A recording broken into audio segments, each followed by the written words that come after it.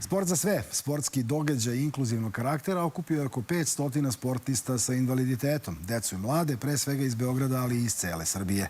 Učesnici su se oprobali u brojnim sportskim aktivnostima.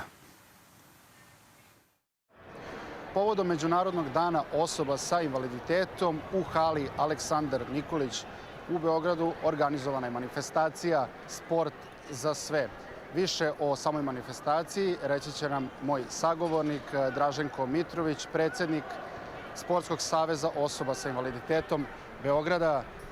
Za početak, dobar dan. Jedna stvarno zaista lepa manifestacija ovdje u Beogradu. Za početak, neku informaciju više o samoj organizaciji i samom događaju. Pa, Sportski savez osoba sa invaliditetom Beograd već pet godina organizuje ovu manifestaciju. Ovo je promocija sporta osoba sa invaliditetom.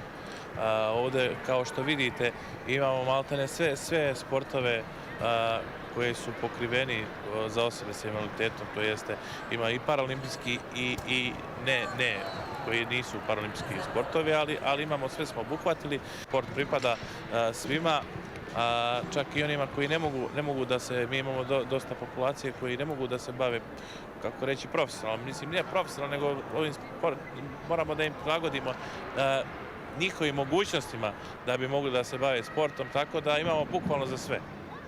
I to je tako tokom cijele godine. Ovo je samo jedna promocija danas ovdje šta mi radimo tokom cijele godine. Ovo mora prosto da se vidi. Mi radimo tokom cijele godine. Tokom cijele godine preko 1700 članova prođe kroz razne naše manifestacije. Imamo sve programe za osobe s invaliditetom na gradu Beogradu, teritoriji grada Beograda, pošto smo granska organizacija.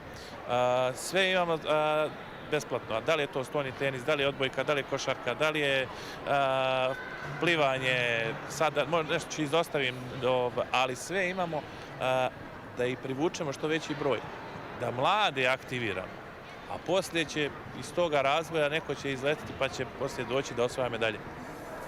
I upravo ste pomenuli mlade, ono što je najvažnije, to je deca, njihov osmeh, njihova aktivacija. Kako vi gledate na to kada vidite koliko oni uživaju bavići se sportom? Svakako da mi je drago kad vidim ovdje, pogotovo ova manifestacija već iz godine u godinu sve više i više djece i puno mi je srce kad vidim da se od ranog djetinjstva zainteresuju za sport. I u sport je stvarno jedna zdrava navika za sve. Znači, ne moramo mi se baviti profesionalno, možemo se rekreirati, ali je to jako dobra stvar za cijelu populaciju. I evo, za kraj, kakvi su vam neki planovi u budućnosti i organizacije i promocije sporta?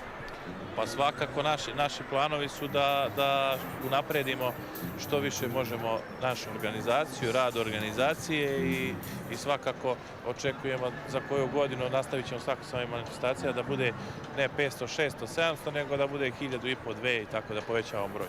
Ako je neko osoba s invaliditetom, daj, pružite mu samo mogućnosti, a on će sam naći svoje mjesto pod nebeskom kapom, što kažu. Hvala vam puno na ovom razgovoru i na ovim informacijama. Eto, poštovani gledalci, imali ste prilike da čujete kakva je situacija sada, kako je organizacija napredovala prethodnih godina, a i koji su neki planovi za naredne godine, jer sport zaista pripada svima.